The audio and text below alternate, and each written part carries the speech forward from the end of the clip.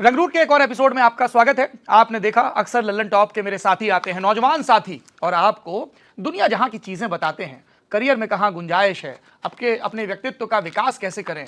और जो धांसू लोग हैं जिन्होंने भरपूर व्यक्तित्व विकास कर लिया है, जिनकी तस्वीरें आप अपनी मेज के सामने पढ़ाई के वक्त लगा सकते हो, उनकी जर्नी क्या रही, इस तरह की बहुत सारी बातें आपको पता चलती हैं। उसी क्रम में बीच बीच में इंटरव्यू भी आते हैं नामी गिरामी लोगों के।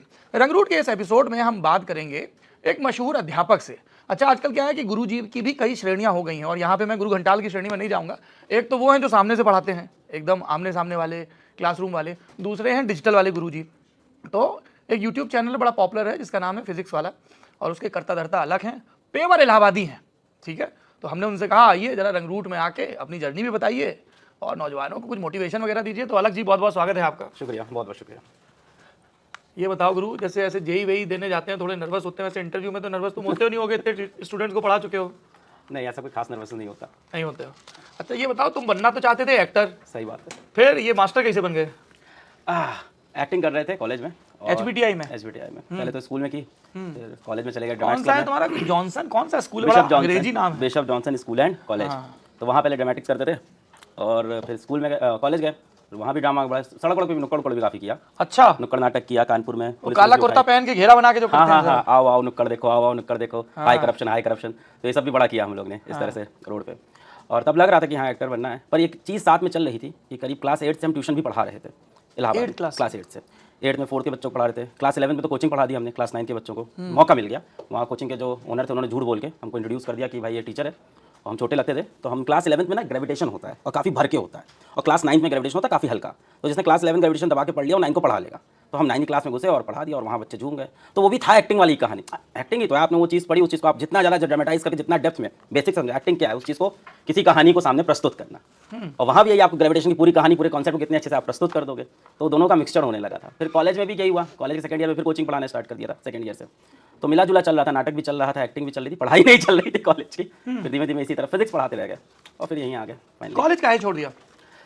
कॉलेज काहे छोड़ दिया? पहली चीज़ तो ये कि जब हम 660 रैंक हमारी उत्तर प्रदेश के स्टेट एंट्रेंस एग्जाम में, UPSC ही होता था उस टाइम, तो उसमें सर्वप्रथम मिलता था HBTI। तो हम गए बड़ी उम्मीद से, और फिर ब्रांच की बात आई तो इतना अवेयरनेस होता नहीं ब्रांच का। सबने बोला मैकेनिक्स के अंदर फिजिक्स मिलती है, हमने कहा यार फिजिक्स में बढ़िया मजा आएगा। तो कॉलेज में गए फर्स्ट डे में फिजिक्स पढ़ने। तुमने मैकेनिकल ले ली थी? मैकेनिकल इंजीनियरिंग ले ली हमने फिजिक्स पढ़ने के चक्कर में, और फर्स्ट सेमेस्टर में 80% भी मार दिया हमने, और फिजिक्स में हाईएस्ट ब्रांच के अंदर। बड़ा बढ़िया, हमको मजा आ रहा था कि हाँ सही है।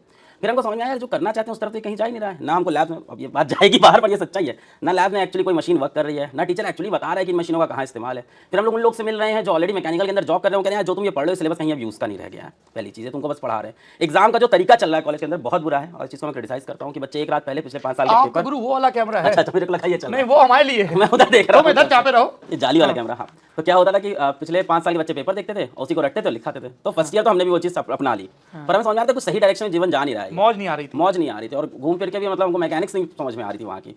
मतलब मैकेनिक्स हम पढ़ रहे हैं, टीचर वहाँ कुछ ज़्यादा खास पढ़ा नहीं रहा है, कुछ एक्सपेरिमेंट। अब वो नंबर लाने की रेस चल रही है उसमें, सब नंबर। मेरी एक फ्रेंड थी, उसने फ्लूइड मैकेनिक्स में 100 नंबर मार दिया, और फ्लूइड मैकेनिक्स बैठा दो आप सामने, मैं बताऊँ। तो बात ये चल रही है कॉलेज के अंदर, कुछ अलग कहानी चल रही है। सभी कॉलेज, ये एक मैं अपने कॉलेज को नहीं कह रहा, सभी कॉलेज की कहानी। फिर थर्ड ईयर आते आते हमारा कोचिंग में इंटरेस्ट ज़्यादा होता गया, और कॉलेज की पढ़ाई हमसे धीमे धीमे कानपुर में ही पढ़ानी चालू कर दी? हाँ, कानपुर में स्टार्ट कर दिया था सेकंड। अच्छा, आप ये सब बातें बता रहे हैं अलग जी, लेकिन आपके आलोचक कहते हैं कि आपकी जो कोचिंग है ना, उसमें एक्टिंग और थिएटर और यही सब ज्यादा है और असल कंटेंट कम है। इस पे क्या कहेंगे? इस पे हमारे सिलेक्शन जवाब देंगे, हमें तो ये लगता है। इसलिए हम लोगों ने बहुत सारे सिलेक्शन प्रोड्यूस किए। अगर आप नीट में देख लो तो करीब 2500 के आसपास के सिलेक्शन है हमारे पास। टॉप रैंकर्स हैं, मिक्स रैंकर्स हैं, सारे वो बच्चे जो कभी सेलेक्ट नहीं होते वो सेलेक्ट हो रहे हैं। अब अगर उनका ये कहना है कि मैं पढ़ाई में बच्चों की रुचि ला रहा हूँ और इससे उन्हें दिक्कत है, तो भाई यार, जैसे कई बार वहाँ पर ये ब्लेम लगता है कि आप वहाँ पे जाते हो तो आपको और इंटरेस्टिंग वे में पढ़ाया जाता है। आप पे कोई इल्जाम लगा दे कि भाई आप इंटरव्यू करते वक्त ज़्यादा हिंदी भाषा का प्रयोग या ज़्यादा वो एक यूपी टच लेके आते हो अपने, तो आप क्या कहोगे? अब आप अपनी आर्ट में अच्छे हो तो सामने वाले कोई पॉइंट तो चाहिए। वो ये नहीं कह पा रहे कि हमारे पास सिलेक्शन नहीं है, वो ये नहीं कह पा रहे आपके पास बच्चे पढ़ने नहीं आ रहे, वो ये नहीं कह पा रहे आपकी फीस बहुत ज्यादा है, तो कहें क्या करें, तो करें क्या वाली हालत है। तो उनके पास ये कि आप एक्टिंग बहुत कर देते हो, ये कर देते हो, वो कर देते हो। खैर ऐसा कुछ है भी नहीं। अगर कोई भी एक नॉर्मल पेरेंट, नॉर्मल बच्चा हमारे वीडियोस देखे तो ऐसा कुछ भी नहीं है। हमारी वीडियो की शुरुआत पढ़ाई से होती है, एंड पढ़ाई से होती है। हमारे वीडियो के स्टार्टिंग के 10 मिनट में हम कोई कोर्स अपना बेचते नहीं, लास्ट तक कोई कोर्स नहीं बेचते, नीचे कोई पट्टी नहीं चलती कि हमारे कोर्स खरीद लो। जब हम यूट्यूब पे जाते हैं, फ्री में पूरा कंटेंट पढ़ा के आते हैं। अभी कल हमारा टीचर पढ़ा रहा था, उसके कमर दर्द करने लगा, 4 घंटे लगातार पढ़ाया, कमर दर्द क्या, सुबह बैठ के फिर पढ़ा रहा है। तो पूरा कंटेंट पढ़ाते हैं। अब ये इल्जाम तो बहुत ही छोटा इल्जाम मुझे लगता है, एक्टिंग वाला छोटा इल्जाम है। अच्छा, ये तुम लोगों ने एक हमको लगता था, एक तो गैंग्स ऑफ वासेपुर है जिसमें सब गुंडा उंडा लोग आपस में लड़ता है, हम समझ गए। एक तुम लोगों का अलग गैंग्स ऑफ वासेपुर चल रहा है जिसमें एक कोचिंग के लड़के जाके दूसरी कोचिंग के उनको घर आते हैं ऑनलाइन क्लासेस में, दूसरी के पहले में। ये क्या है, जरा ये समझाओ। ये कहानी हम लोग देख रहे थे कि एडटेक में चल रही थी पहले से, हम देख रहे थे कि भाई एक कोचिंग में बड़ा टीचर स्टार बनता है पढ़ाते पढ़ाते। अब क्या है ना, ऑनलाइन में एक टीचर बहुत सारे बच्चों को पढ़ा रहा है, बहुत सारे। अब क्या होता है, जब टीचर इतने सारे बच्चों को पढ़ाता है तो दूसरा टाइप का भाई किसी के पास बहुत सारा पैसा है, उसको देखता है चलो इस टीचर को उठा लेते हैं, वो इधर पढ़ाएगा। ये कहानी यहीं से शुरू होती है सारी। तो क्या करते थे पहले, कुछ जाइंट्स थे बड़े बड़े, वो यहाँ से टीचर उठाते थे अपने यहाँ, कोचिंग कर लेते थे, करोड़ों के पैकेज दे के इधर उठा लिया। अब इस तरफ बच्चा जो उससे पढ़ रहा है, चलो 300 बच्चा पढ़ रहा है, पर उसका सिलेबस बीच में, आप बीच में सिलेबस छोड़ के यहाँ चले गए, फिर कहते हो मैं यहाँ स्टार्टिंग से पढ़ाऊंगा। अब बच्चा क्या करे, नाराज हुआ तो उधर थोड़ा बहुत बोलता था, थोड़ा बहुत नहीं बोलता था, चल जाती थी कहानी। और इधर वाले टीचर क्या बोलते थे, इधर वाले जो भी फाउंडर टीचर होते थे, हाथ जोड़ के बोलते थे कि आप जहाँ जा रहे हो मालिक, आप खुश रहो, अच्छा करो, हमें खुशी होती है। फिर क्या हुआ, पीडब्ल्यू पे ये चीज़ कर दी किसी ने। अब पीडब्ल्यू बाकी ब्रांड जैसा था नहीं, पीडब्ल्यू क्या था, इमोशन थी मेरी, 4 साल की मेहनत, एकदम करेक्ट बात करना। पीडब्ल्यू भाई साहब ना जो एब्रिविएशन है, संक्षिप्त रूप है, तुम ग्रुप फ्लो में बोल दिए, पहली बार देख रहा होगा ये पीडब्ल्यू कहाँ से आ गया। नहीं, फिजिक्स वाला हम लोग कहते हैं। तो वहाँ क्या है कि बहुत ज़्यादा हम लोग सच्चाई से पढ़ा है मैंने पिछले 4 साल, जब तक चली कहानी। पहले यूट्यूब पे कुछ बेचा नहीं, एक ब्रांड प्रमोशन नहीं, एक किताब प्रमोशन नहीं, एक टी शर्ट प्रमोशन नहीं, 500 रुपए के ऐड नहीं, कुछ नहीं किया लास्ट तक, कहीं बिका नहीं, कुछ नहीं। अब ऐसे प्लेटफॉर्म से आपने टीचर पोच किया जहाँ टीचर पढ़ा था 60,000 बच्चे, और जहाँ बच्चों के खून में पीडब्ल्यू, तो वो फिर तुमको लग गया तुमको लग गया दिल से बुरा। पर मैंने उसमें काफी स्टेटमेंट अच्छे दिए, मैंने काफी बार बोला कि सारे टीचर्स को प्यार करो, ऐसा मत करो।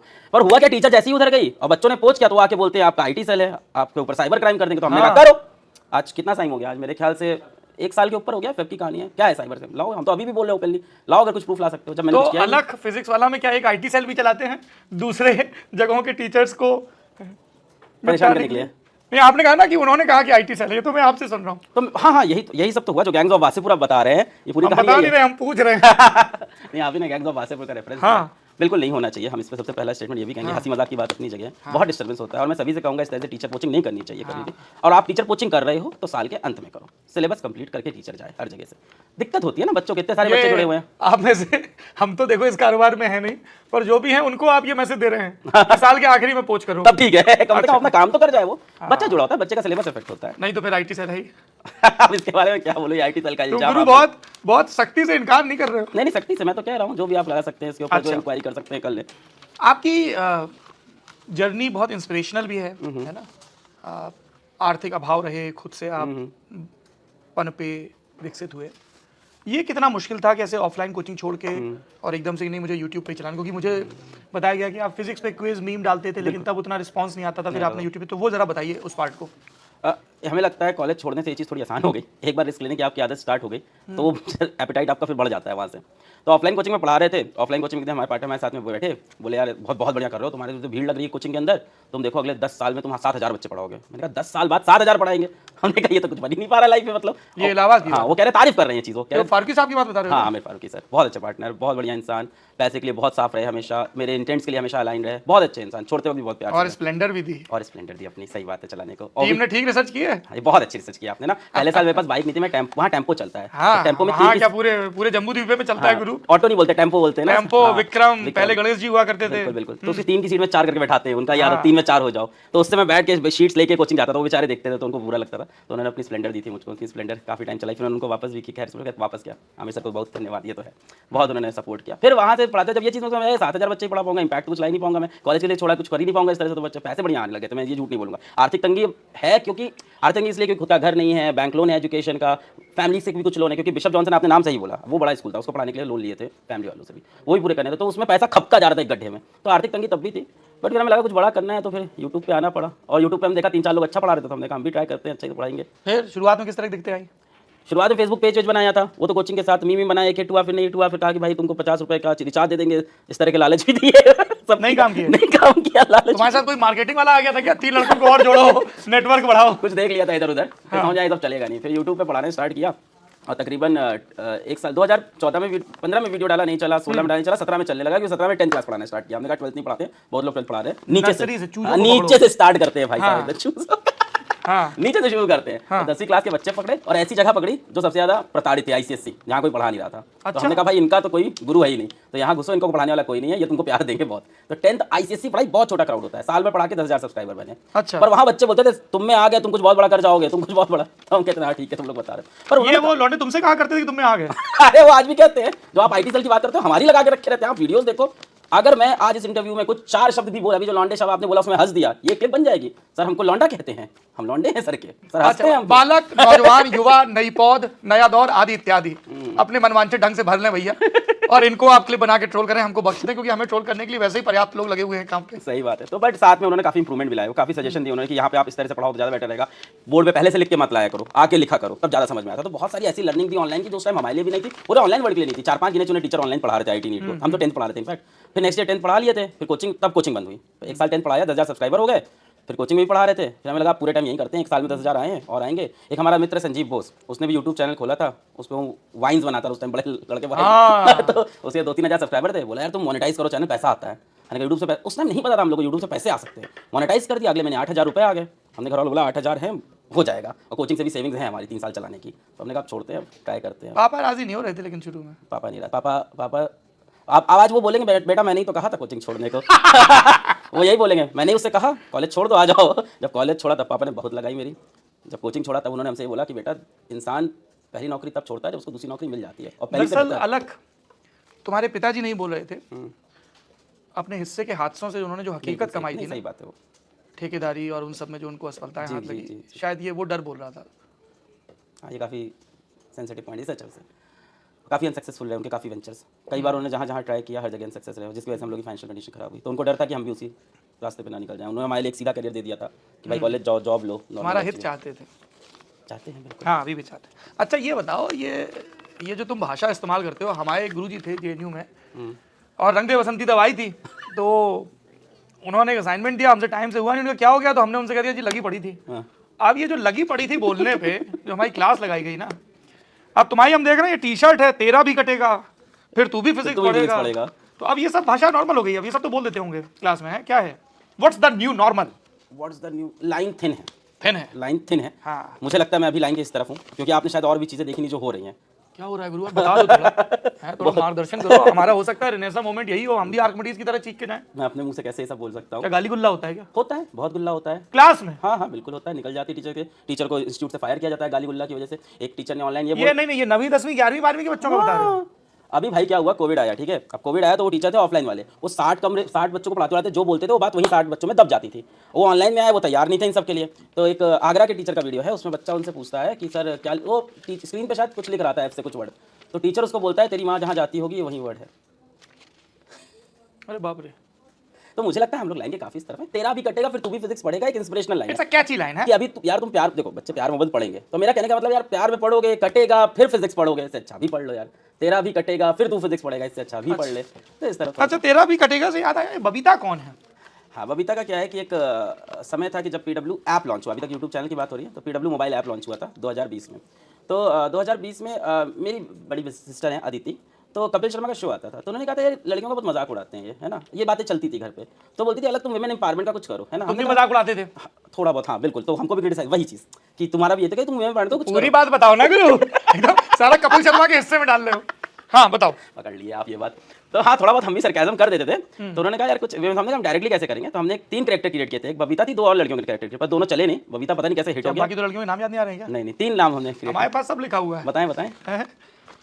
हमारे एक साथी हैं शिवेंद्र गौरव जी, ये एक ही वीडियो में है, पर ये 3 नाम बड़ा मुश्किल है पकड़ना, क्योंकि एक ही अच्छा। वीडियो जिसमें 3 नाम बोले थे मैंने। तो या तो ऐसा हो सकता है कि उन्होंने छूट गया होगा ये। पुष्पा, सुषमा और बबीता। अरे क्या बात, बहुत तगड़ी रिसर्च चाहिए। हाँ। तो पुष्पा, सुषमा, बबीता, और बबीता कैची नेम था, हिट हो गया। फिर बबीता के थ्रू में वो बातें बोलता था जो विमेन एम्पावरमेंट की कुछ होती थी। कभी उसका मजाक उड़ाया तो पलट के उससे अपना मजाक उड़वा दिया, तो वो इक्वल लेते थे कि बबीता कह रही ऐसी बातें नहीं करना चाहिए, बबीता डांटेगी मेरे को। एक ह्यूमरस कैरेक्टर था, इमेजिनेटिव कैरेक्टर था, पर अब दिक्कतें तो भी ये होती है जो उससे। क्या दिक्कतें होती हैं?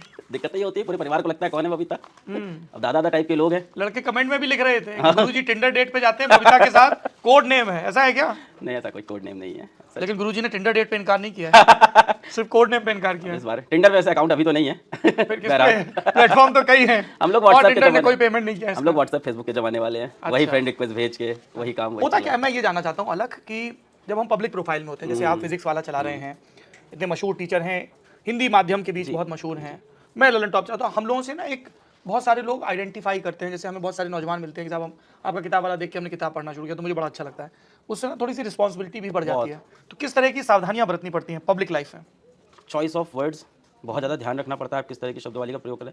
किस तरह की रिस्पॉन्सिबिलिटी में एक बड़ा इंसिडेंट मैं बता देता हूँ कि जिस तरह के ऑफर बाकियों पे आते थे, उस तरह का एक बहुत बड़ा ऑफर मेरे सर पे भी मारा, कई बार मारा कि यार इतने करोड़ ऑफर, और उस टाइम मैं इतना नहीं कमाता था जीवन में।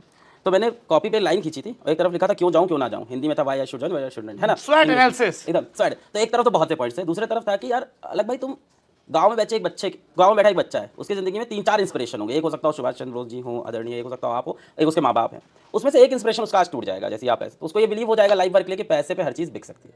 तो इस तरह की रिस्पॉन्सिबिलिटी भी होती है कि आप एक डिसीजन लेने वाले भी ये सोचते हो कि आप किसी के इंस्पिरेशन होंगे और वो उस चीज़ से एग्जाम, जैसे आज मैं पैसे से बिक गया होता आज से 3 साल पहले किसी एक बड़े प्लेटफॉर्म को, जब मेरे पास इतना पैसा नहीं था, तो एक बच्चे के दिमाग में ये बैठ जाता कि यार पैसे से कुछ भी बिक सकता है, और लाइफ में वो भी ऐसे डिसीजन लेता कहीं भी। और तू मेरा एग्जाम्पल देता है यार वाला कांडे भी तो था, वो भी तो बिक गया था यार, तो यार सबसे बड़ा रुपया ना बाप बड़ा ना भैया, तो वो अच्छा, लाइन आप ये सब बोल रहे हैं, आलोचक कहते हैं कि अलग इंटरव्यू में और वीडियो में बातें बड़ी अच्छी अच्छी करते हैं, लेकिन उनने इतनी बड़ी कंपनी बनाई और उनके जितने बचपन के मित्र और सब पार्टनर है वो सब उनके एम्प्लॉई हैं, उनका कोई हिस्सेदार नहीं है, सही बात है क्या? पीडब्ल्यू में करीब इस टाइम 1400 टीम मेंबर होंगे, Employee, हम लोग मेंबर बोलते हैं, थोड़ा सा अच्छा, कल्चर थोड़ा अच्छा लगता है। सही करता है, नहीं, नहीं, ये बढ़िया है। ठीक है, तो मेंबर बोलते हैं 1400 में से 3 मेरे दोस्त हैं।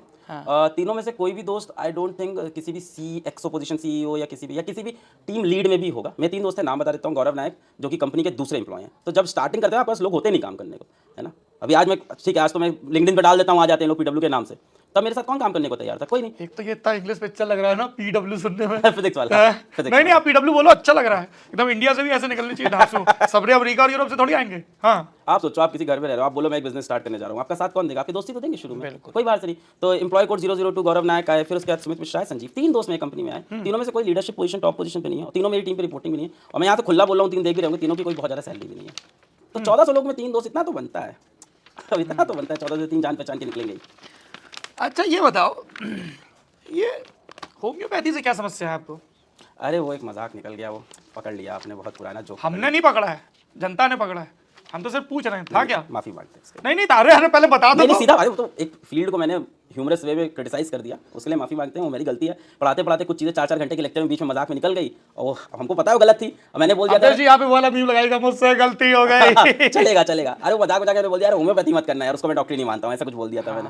तो गलती है, सभी यहाँ पे सारे डॉक्टर्स भी देख रहे होंगे, फिर नहीं ऐसा कुछ नहीं है, वो ज़्यादा मजाक हो गया। और फिजियोथेरेपिस्ट?